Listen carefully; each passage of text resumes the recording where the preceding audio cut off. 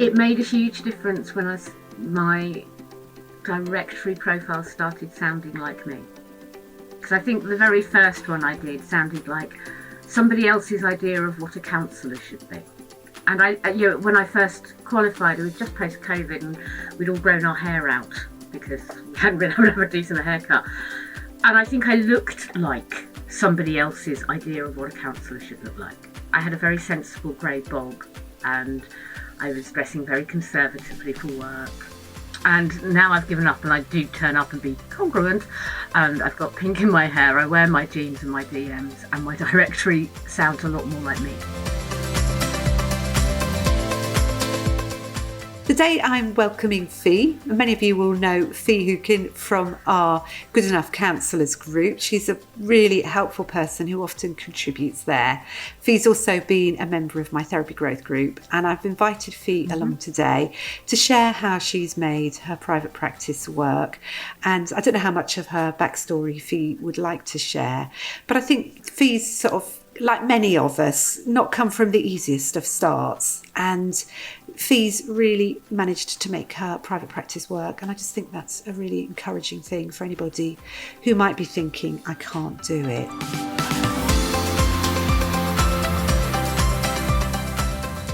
So Fee, tell me what you thought about setting up in private practice when you were about to embark on it. Well, I didn't think that I could, but all the way through this counselling journey, I didn't think I could.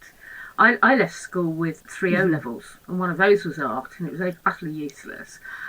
And I'd grown up being told that I wasn't clever, I wasn't academic. I grew up on a council estate. You get a job in the shop round the corner, and you get a flat next to your mum. You don't go and become a professional. Yeah. So going to uni, I thought I was just going to do the diploma because I couldn't possibly get a degree. And then I went on to do the degree. And then I thought, well, I'll have to go and work for somebody because I won't be able to run my own business, even though I had run my own IT business before that. And then I thought, actually, no, I can't go and work for somebody because nobody will employ me, so I'll have to go and stuff up in private practice. It was just this long litany of I can't, but managing to do it anyway. I'm going to pause just there and interrupt and say, you went from I'll do a diploma because I can't do a degree to I'll do a degree. Yeah. And let's just remind people what you got in your degree. I got a first. Yeah. I did actually get a first. Congratulations. I just want to sort of, for that to be on record. And you probably wouldn't say it unless I'd asked you, but I'm going to claim your bragging rights here. Thank you. When it came up on the screen, there was a little mark that said a 1, and I thought it was a bit of chocolate chip cookie. I cleaned my computer screen because I thought I couldn't possibly have pulled that off. Fantastic. Congratulations. Yeah. So, it was quite difficult for you sort of early on in your life, as you say. You didn't get much encouragement. No. So what brought you to the counselling profession? A friend of mine was doing his training. And we'd been friends for a long time, and we'd been through quite a bit together. And honestly, I looked at him and I thought, dear God, if he can do it, maybe I can. Is he going to be listening into the podcast? Yeah, he is, and he's going to shoot me for this. And I sat down with him one night, and he and his wife had come round for dinner, and I said, it sounds so fascinating, it sounds so interesting what you're doing. Do you think it's something I could do? And he said, yeah, you absolutely could. And I was in therapy myself at the time. So I went and spoke to my therapist and went, do you think I could do this job? Do you think I could do it? And she said, if you work on your own stuff enough, because there was quite a bit of it. My family were very dysfunctional and there was lots of abuse. She said, if you work on that stuff enough, you will make an excellent therapist. Yeah. And she was my turning point. If she had said, oh no, I don't think so, I would never have done it. And that is the example of counsellors making huge differences. I don't even know if she knew at the time what a huge difference just that comment made. What an impact. Because it's about recognising your potential. Yeah, and believing in me. Yeah, that you could do it. And all you needed to do was just work on that stuff. Well, not all you needed to do, but... Yeah. It was an ongoing process. Still is. Yeah. So do you think that the experiences that you had sort of growing up and the sort of things that happen to you. Do you think that's had an influence on how you are as a therapist? Oh, Yeah. absolutely. Absolutely. I've been around the block a few times. As I said, my childhood was dysfunctional. My first marriage was full of domestic violence and drug abuse. And then I was a single mum for a long time with 2 small boys. I guess I don't shock very easily. Yeah. I think I bring an authenticity to my work. I also swear far too much while I'm working, but I have put that on my website as a disclaimer and everything. That's really good. And how do you find people respond to you when you do swear? They're fine. They're absolutely fine. Either they feel that they're comfortable and then they can swear, or I have a lovely client who said, I don't swear, but I love it when you do. It makes me feel better. I was like, I will swear for you then. I think there's something about that, isn't there? I mean, I used to find swearing actually quite a useful thing because and I think you're the same. You know, we come from sort of, you know, the sort of Guildford area. We speak quite nicely because that's part of... I can do. I can sound quite posh. Yeah, that's it. And I think sometimes that means that people think they can't, that we might be shocked, or, you know, we might be... You know, it might be, oh, no, I wouldn't swear. So sometimes I think, especially with me, you know, living in Essex, it actually was a real sort of bridge builder in a sense.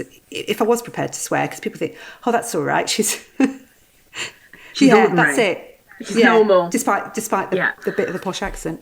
And I work with a lot of people who've been through significant trauma. And sometimes the only reaction is, well, that really was shit. Yeah. That was awful. Because... it is. And no other words are going to do for that. Yeah. And it acknowledges just how horrific some things are. You know, saying something is a little tricky really doesn't quite cut it. Yeah, it's just acknowledging that depth. And also, I think there's something around, you know, when you use a swear word, it also can get across the anger as well, can't it? Yeah. And I think often people feel that they maybe can't express anger, or it's difficult to express anger about it. And I think it's very releasing for people to know that you actually get it and that you feel the sort of it's at a visceral level, really, that it makes you want to swear. Yes, and I think some of my clients need permission to be angry. They need to be told, actually, yeah, what happened to you is awful, and you are allowed to be angry. Yeah.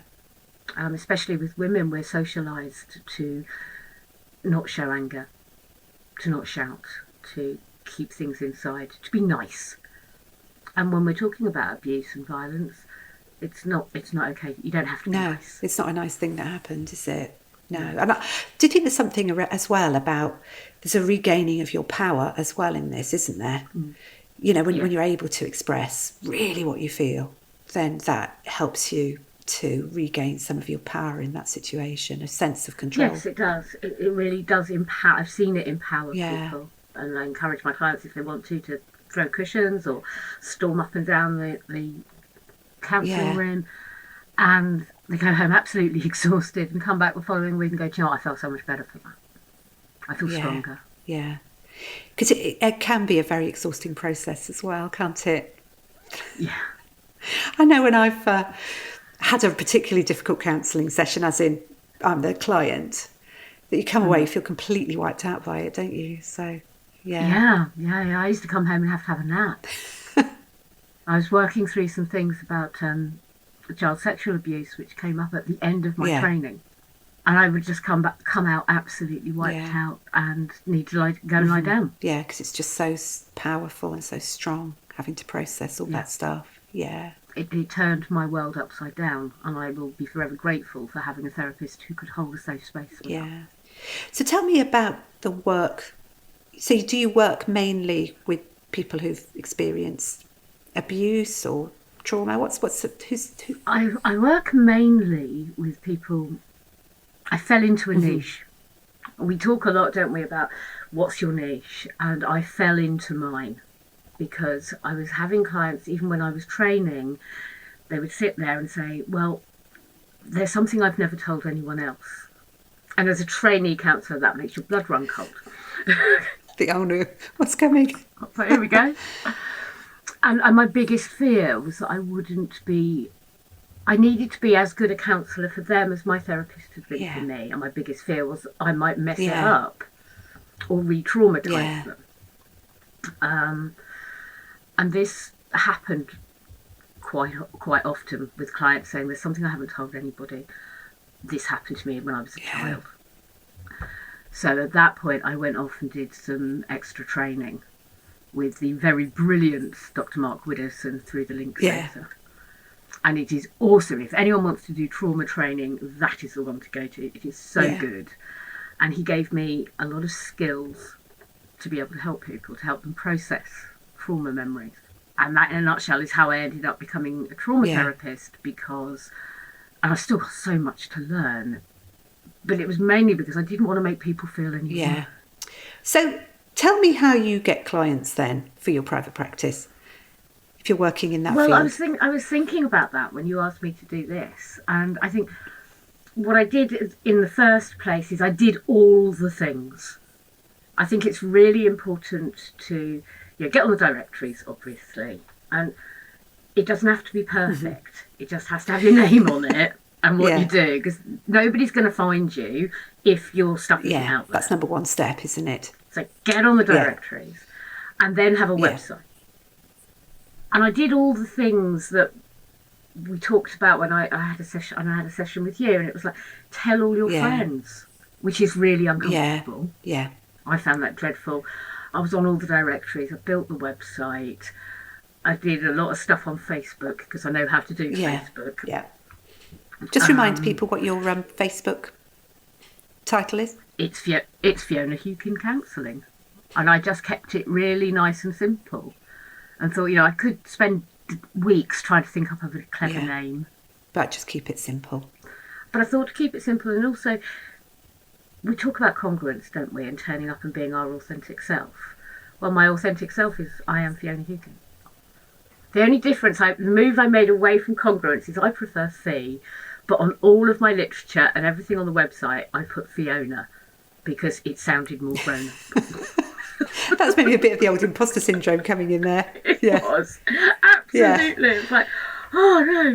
I've got to sound grown up. I think I've changed it now. I think, I have. My About Me page now says I am Fee.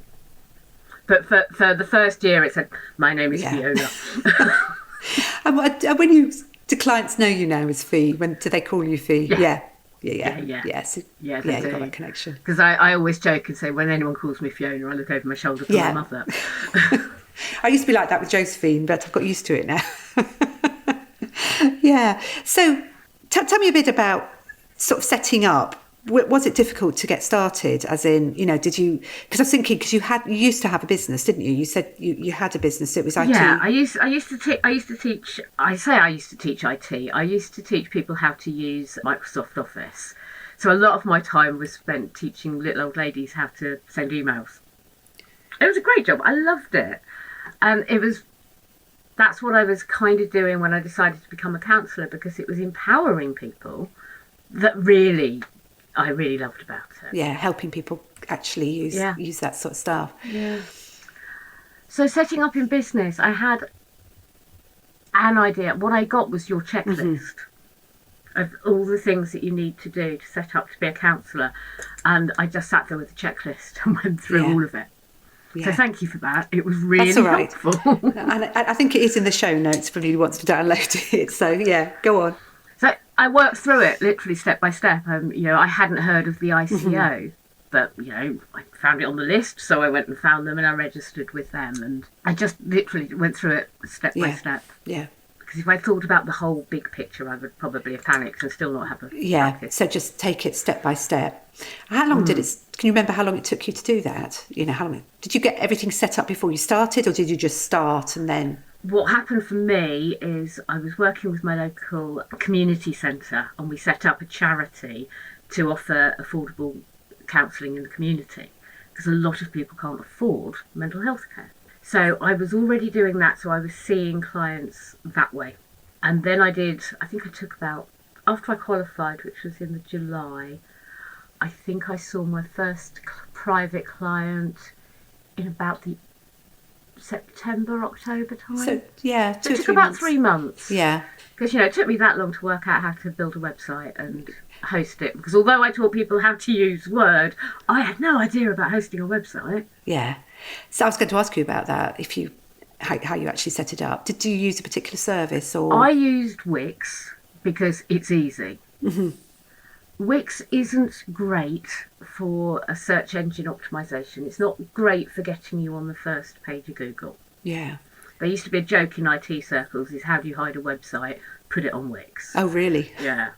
But it is easy to use, as are ones like GoDaddy, and they're just click and drag. If you can follow a recipe, you can build a website. Brilliant. I love that. I might quote you on that. It's not hard. If I can do it, it's not hard. I got caught up with, I need to do all the SEO and the optimization for it. Yeah. Actually, I've discovered you don't.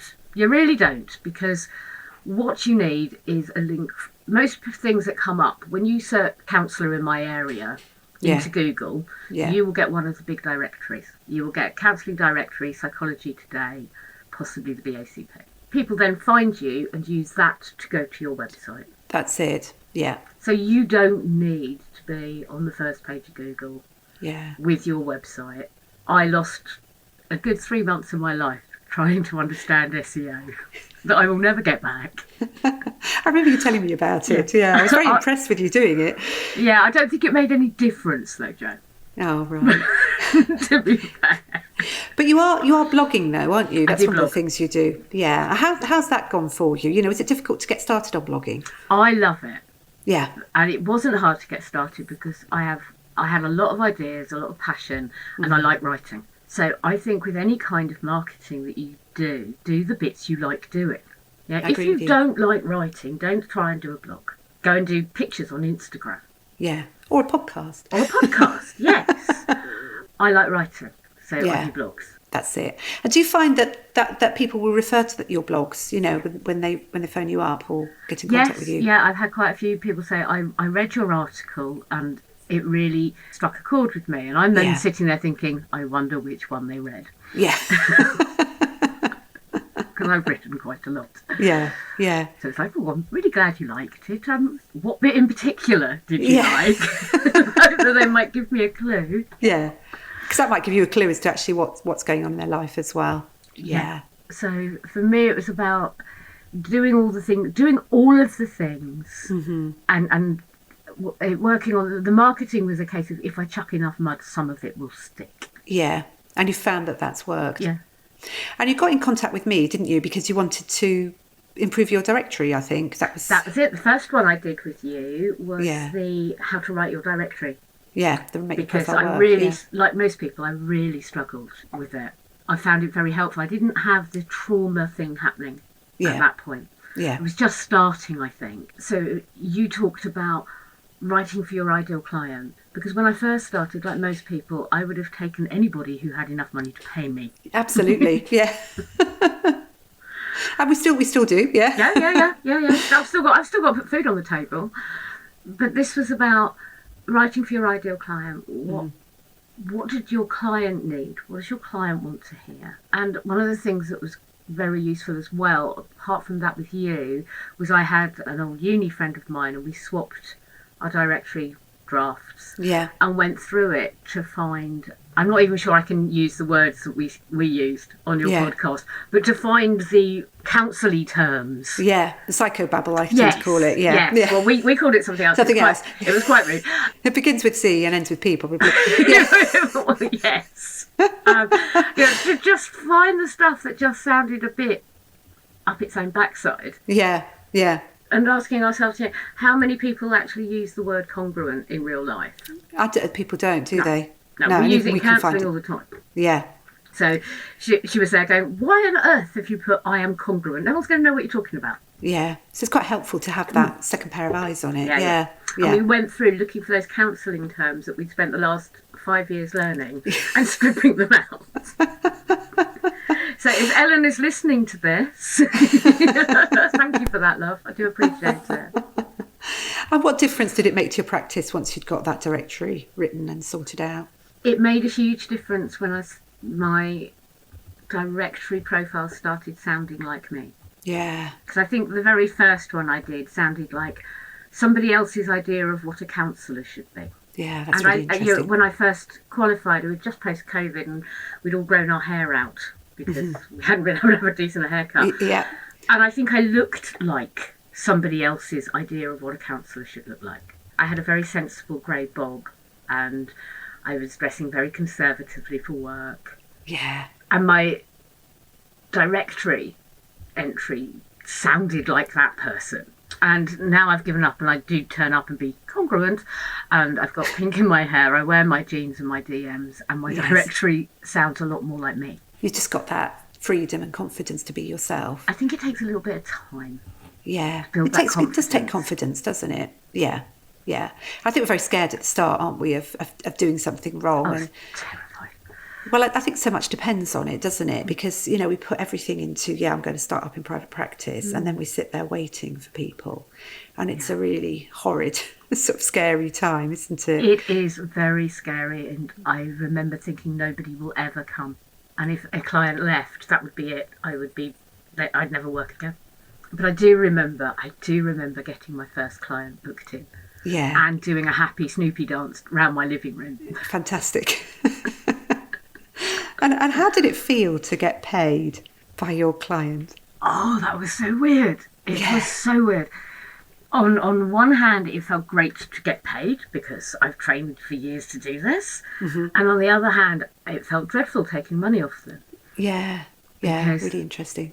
There's that feeling that we shouldn't get paid for doing good things. Yeah. So yeah, it was very, and I think I pitched my fees too low. Right. Go on. I started at sort of £50. Yeah. After a year, it went to 55. I've only recently gone to 60, and actually my supervisor keeps telling me that I'm not charging enough. I am in a privileged position, and I recognise that privilege, that my husband's still working and we don't have a mortgage. So I'm earning enough, but probably not charging my value. And is there a part of you as well that, you know, coming from that sort of maybe working class background, that finds almost like the amount you're charging seems like, wow. Yeah, absolutely. While I was doing my training, I was working in my friend's clothes shop. Yeah. And I loved working for her. She was great fun and she was very accommodating. But I was earning, £10 an hour. Yeah. And all of a sudden I'm charging how much? But I'm utilising very different skills. That's it. And also you probably, that's £50-60 an hour has to cover a lot of stuff, doesn't it? Yeah, it does. And that's why, having 16 to 20 clients, I think at one point the BACP said was full time. And it is. Yeah. What's comfortable for you in terms of your client? I would say between 18 and 20. Right, yeah. If I go to 20, especially given the type of clients I tend to see, which tend to be quite complex, if I go to 23, my right eye starts to twitch and I get really? overtired. You've taken on too many clients when your eye starts twitching. Yeah, that's the one. Yeah. Okay, I have to shut this down. Yeah. So how do you work out seeing, say, somewhere between 16 to 20 clients a week? How does that work out? Or is it that some of them are more fortnightly or monthly? Okay, I work 4 days a week. I work Monday to Thursday. I have Fridays off, and that is absolutely ring-fenced. I don't see clients on Fridays. Yeah. So I rent rooms, some at the community centre down the road. I don't know why I'm pointing. You don't know where I'm going.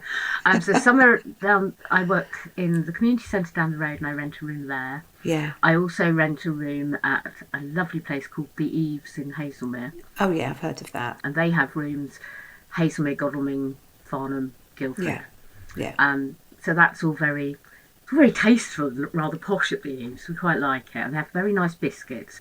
So I see clients there, so I will rent a block of 4 hours. Yeah. So I will see 4 clients back to back in that block. That must be quite tiring. It is, but do you know what? We had to do it while we were training when I had a lot less skills than I have now. So I think sort of like, it sounds like you can handle it and you're used to it and you just get on with it, really. Yeah, I rent at Hazelway at the community centre, I rent the day or an afternoon and I'll put more breaks into that. Yeah. Yeah, because I can. Space. Because I'm not paying by the hour as such, so it's a lot easier. Yeah. And do you find this is just curiosity really, but do you find different people are attracted to the different places where you work? Like when you work in a community centre, does that attract a different type of client to when you work? Do you know what? It doesn't. I thought it would. And I do say to people who come to the community centre, because sometimes it can be a bit noisy. Mm-hmm. And the lovely lady who does the flamenco class next door, there's a lot of stomping. I do say to them, I said, I've got much posher rooms up the road if you want to come on a Tuesday. Yeah. And they normally just go, no, this is fine. And the flamenco ladies always sound like they're having a great time. Yeah.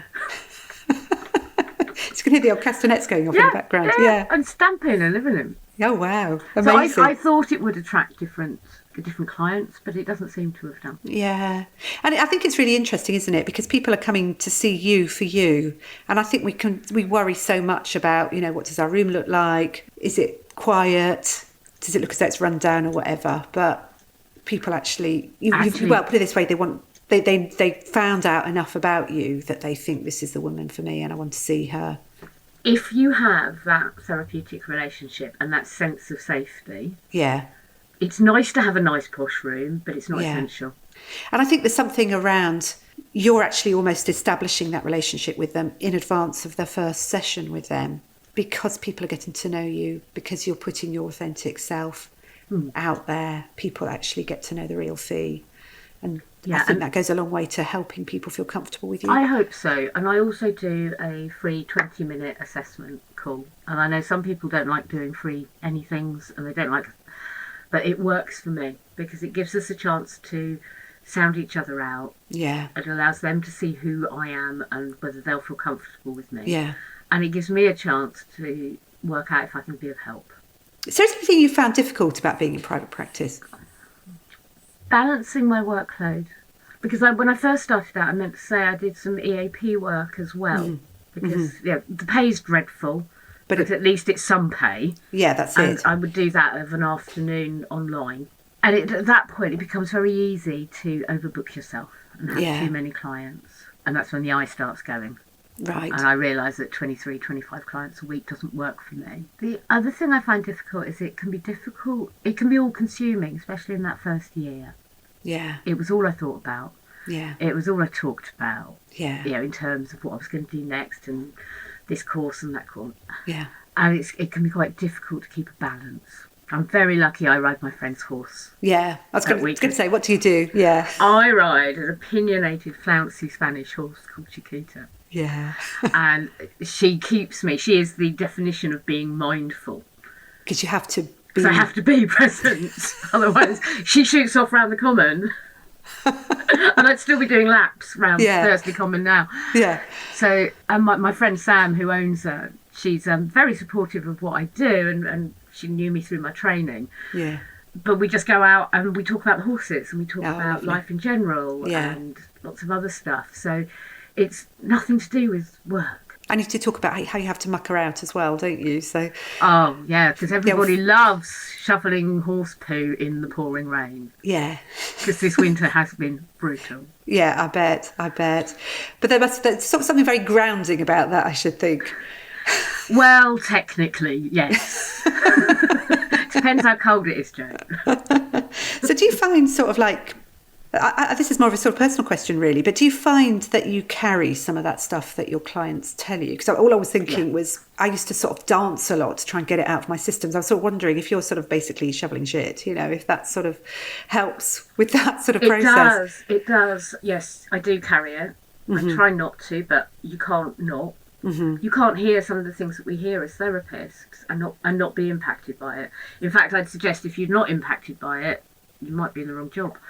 Because some of it's awful. What do? I dance. I bounce around the lounge. I have a special shower gel that I use after work. Really? And it's really strong smelling. It's a very orangey smell, and it's to wash work off. Yeah, that's a really interesting thing to hear. Because I was getting quite tense and quite anxious, and I realised it was because I'd had a really heavy couple of weeks with work, and I needed to symbolically wash it all away. And I paint as well. I paint very bad watercolours. No, not very bad, actually. I've got one on my wall. Oh, some of them are okay. Some of them look like my grandson did them. Yeah.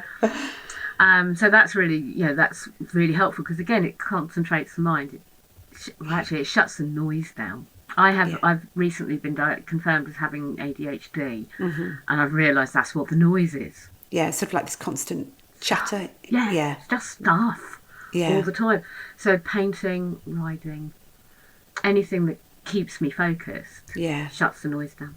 So with the trauma, it's quite an umbrella term, isn't it? I'm just going back to thinking about your directory and how you've managed to communicate to people that that's sort of what you work with.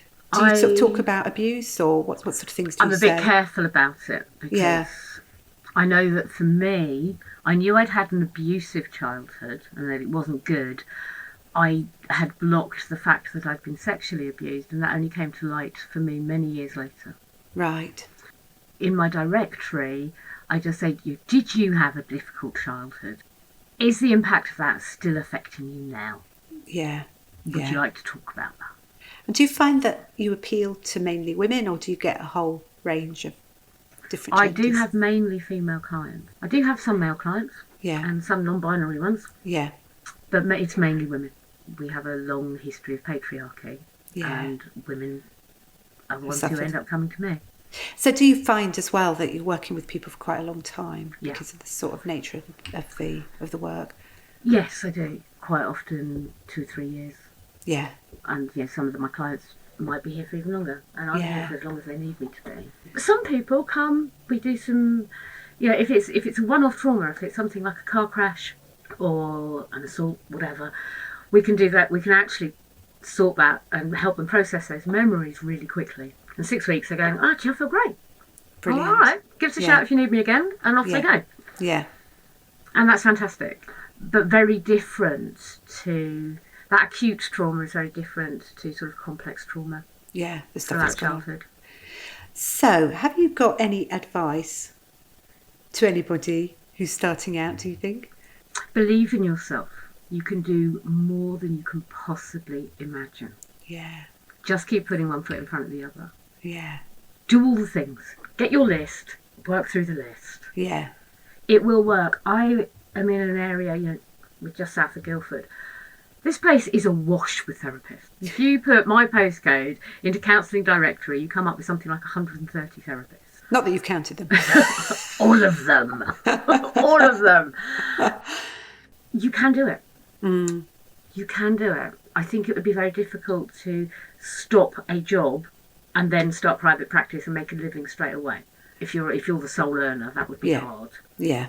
But if you've got a bit of wriggle room, or you can work and do private practice for a bit, it is completely doable. Yeah. And I think also with your sort of type of client as well, if you're working with people for as long as 2 or 3 years, you get sort of like a foundation, don't you? And then you're just adding people on top. Yeah. And then that can help to build you up. Whereas if you're doing very short-term work, obviously you have to keep recruiting. Even with long-term work, I went in 2 days from being completely full to only a third full. Wow. I was like, what the hell just happened there? Oh my goodness. So tell us more about that and how you felt. It's just like I'm going to have to go and work in Tesco's. Yeah. It was, people suddenly said, you know what, I can't afford this anymore, or I'm going to go to fortnightly, or I feel better, which is always great. Yeah. I think I'm done. Yeah. And that all happened over a space of about 3 days. And I went from completely full to going, oh, bugger. So sort of almost from sort of like 20 to around 6 or 8, something like that. Yeah. And then it's trusting the process. It's trusting the counselling gods to send you your next lot of clients. Yeah. Did you do anything extra to attract people? Panicked. That's an honest answer, yeah. Yeah, I did actually. That's when I did a video recording to put on my profile directory, which was very effective, and I got lots and lots of inquiries. Wow. I still can't listen to it though. Yeah. I don't like it. If you want to watch it, watch Fee's thing. Yeah, you lot go and watch it, just don't make me look at it again. Yeah. But that actually worked, that you found that people responded to that. Yeah. It does. And I find that if I change the wording on my directories periodically, I see a lift in inquiries. Yeah, because I think it just sort of like, it just tells the SEO gods that this is a current piece of... Yeah, this is a new bit. And they like new. Yeah, they do like new. Yeah. Yeah. which is a real pain because I really like my directory profile at the moment. I don't want to change it, but I'm going to have to go in and do something to it. Yeah, go and add another of your qualifications. Yeah, maybe. And I just think it's really interesting, just circling back to what you said about, despite the fact there's 130 other therapists in your area, you can still make it work. Because I think often people think, oh, why would anybody want to come and see little old me? I think, that's exactly how I felt when I first started. Yeah. And what's changed now is there's 130 therapists in my area and none of them are me. Yeah. None of them have my unique approach. Yeah. And it's only unique because we're all unique. Yeah. And I'm not everyone's cup of tea. And that's all right. It's like I refer to colleagues and friends that are local if somebody looks like they want something different. Yeah. I was wondering if you could tell me a bit about setting up your centre for people who can't afford to come for private practice therapy. That was remarkably easy to do, actually. The lady who ran the community centre at the time managed to get us some funding from our local Hazelmere Rotary Club. Yeah. And they've been really supportive. Yeah. They were a little concerned to start with that I was such a new therapist. But I met with them and we had a chat and I managed not to swear or spill dinner down my front, so that was good. And they've continued to support us. Yeah. So what we do is we have a room within the community centre, and we went to the doctors, we went to the social prescribers, and we said, right, we've got this. And there's myself, there's my friend who was doing the training before me. I collared him and made him come and help us as well. And another lady who specialises in children and young people. Yeah. She's brilliant. And we wanted to set up a charity that had qualified counsellors in it, because most of the charities have people on placement who aren't fully trained yet. And we have to do placements, we know that. Yeah. But we wanted to offer qualified counsellors. And that we have a waiting list. Yeah. As you would imagine.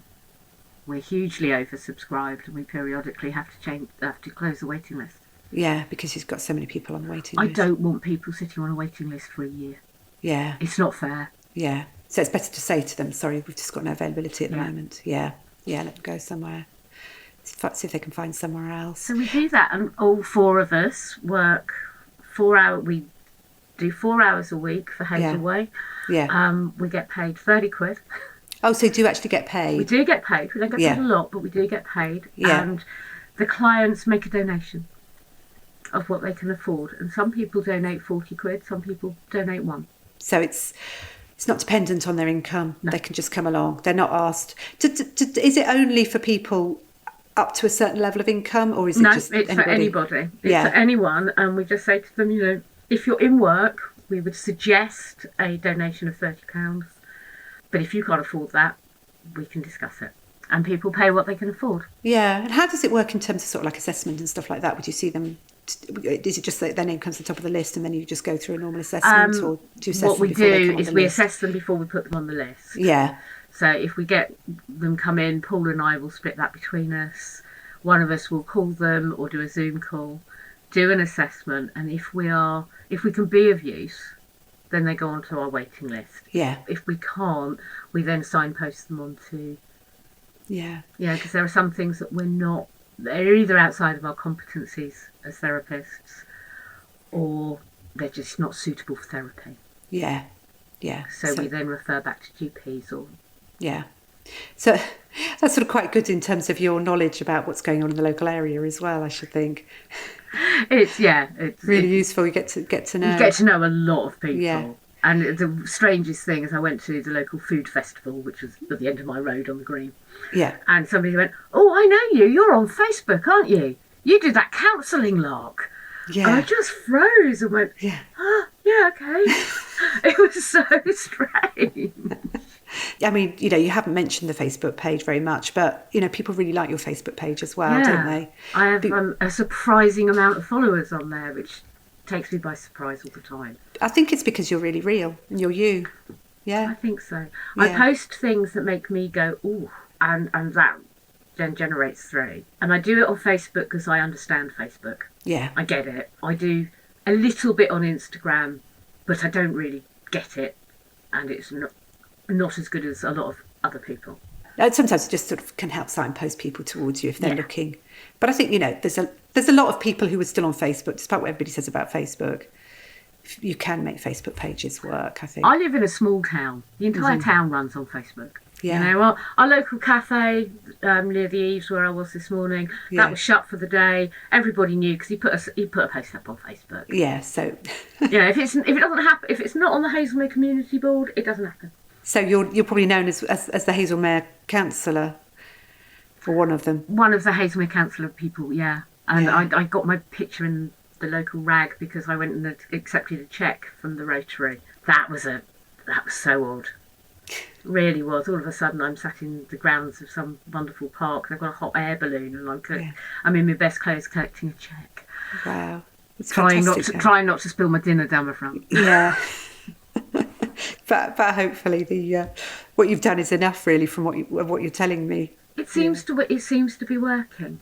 You know, I've got a full practice and full for me is between 16 and 20. Yeah. I could have more. I'm turning online stuff away because I get too tired. I'm a bit rubbish after 5 in the evening, to be honest. And I want to sit on the sofa with a glass of wine. Yeah, so you tend to see people during the day. Yeah, yeah. It's working. So I don't know why it's working, other than it is, so I'm not going to mess with it. Carry on. Yeah. And then more videos if you suddenly go down to only a third. Yes. Yeah, I'm saying all this now. Everyone could decide to leave by next week. You know, sometimes you get that sense that your client's almost done. Yeah. And then suddenly 3 or 4 of them will turn around and go, yeah, I think I'm done. Yeah. You're like, okay. Your sort of initial reaction is just to go, ah! And then, but then after a while, you sort of settle down again, don't you? And then see what you can do to try and to get more clients in. Because I think that's the second time you came back to me, actually, was you had a bit of a gap, didn't you? You said, I just need to do a bit more. That's when we had the proper one-to-one, wasn't it? Yeah. Yeah. And that was really, really helpful. And what it was actually was, it was incredibly encouraging because you said, actually, Fee, you're doing all the right things. So I thought maybe there was something I was missing that everyone else, some secret everyone else knew about that I didn't. And you were so encouraging and so affirming. And I felt like you believed in me. I do, yeah. And I came out of there thinking, oh, Jo believes in me. I can do this. This is doable. And you did tell me to change the pictures on my website, and I'm looking at it thinking I still haven't changed them. Well, maybe I got that bit wrong then. I don't like many photos of me, that's for sure. Yeah. So has sort of running the private practice and having, 15 to 20 clients a week sort of made a difference to your life, do you think? Certainly in terms of financial security, it feels a lot better. It feels a lot better than earning 10 quid an hour. Yeah, I mean, we don't have to worry about the bills as much as we were because the kids have left home now, which makes life a lot cheaper. It was things like, I've always had knackered cars. Yeah. I've bought cars for under £1,000, driven them into the ground until they died. Yeah, literally. And then got another one. Literally died, yeah. And the last one literally completely died. And I went to a car showroom and got a nice second-hand Mazda with a warranty. Fantastic. And everything. And believe me, having a warranty, big deal. Huge deal. And aftercare service and all the posh things that other people do and I could afford to go and do, and that was with money that I don't. Wow, that's amazing. And I'm going away. I'm having an adventure. Go on, tell us about that. In May. I'm not particularly well travelled. When I've gone abroad, I've gone with my husband or my kids, just to Europe. My son lives in Italy, so we go there a lot. And I'm not. I met strange people online in an art group. Wow. Who are absolutely lovely and have been here to visit me. So I'm going to go and see Diane and Laura in Minneapolis next month. I'm going to have to get on a plane on my own, which is the bit that scares me because I'm convinced I won't find it. And then they do try and make it easy, I think. I hope so. Everyone else will be having their pre-flight drinkies. I'll be sat there in front of the screen staring at it, waiting for my flight to come up. Yeah. So in May, and that's entirely paid for out of my earnings. Wow, amazing. Yeah. And it's damn expensive to fly to the States. Yeah. I don't even know where Minneapolis is in the States. It's northish. Right. And then we're going to go from her house up to Lake Superior, where we've rented a cabin. Oh, wow. And they called it a small cabin. Well, America. The living room's the same size as the downstairs of my house. Yeah, it's going to be fantastic. It's going to be brilliant. Yeah. So, that's my big adventure with my American pal. Fantastic. I'm so pleased. Really pleased to hear. Thank you. Yeah. And you know, why not? That's what I think. It's really good. You know, you are earning the money. Yeah. You are working hard, actually. It isn't easy work. I am working hard, and my kids have had adventures. Yeah. My kids have been travelling. Yeah. They've done adventurous things. You know, one climbs mountains, the other lives abroad. It's time for mum to have an adventure. Yeah. Well, I hope you have a lovely time. Also, keep an eye on Facebook. I will be posting so many photos. Oh, I'm going to be my only concern is getting eaten by a bear, because we're going hiking. Oh, wow. They have bears. Yeah, they do. Goodness. Yeah, well, hopefully you'll make it back safe and sound. Oh, brilliant. Well, thank you so much for coming along, Fee. I really appreciate it. And I'm sure people who are listening really appreciate it too. Thank you for having me. I was absolutely thrilled to be asked. They're brilliant. Thank you. So if people want to find you on your website, what's your web address? My web address is Fiona Hewkin Counselling, one word, .com. Brilliant. Nice and easy to find. And I'm on Facebook, same thing. Yeah. Same thing on Instagram, but with underscores. So we can find you quite easily. Yeah. Yeah. Brilliant. Oh, well, thank you so much for coming along and for sharing all your knowledge with everybody. Been my pleasure. Thank you. Thanks for listening. Do come and join my Facebook community, Good Enough Counsellors. And for more information about how I can help you develop your private practice, please visit my website, josephinehughes.com. If you found this episode helpful, I'd love it if you could share it with a fellow therapist or leave a review on your podcast app. And in closing, I'd love to remind you that every single step you make gets you closer to your dream. I really believe you can do it.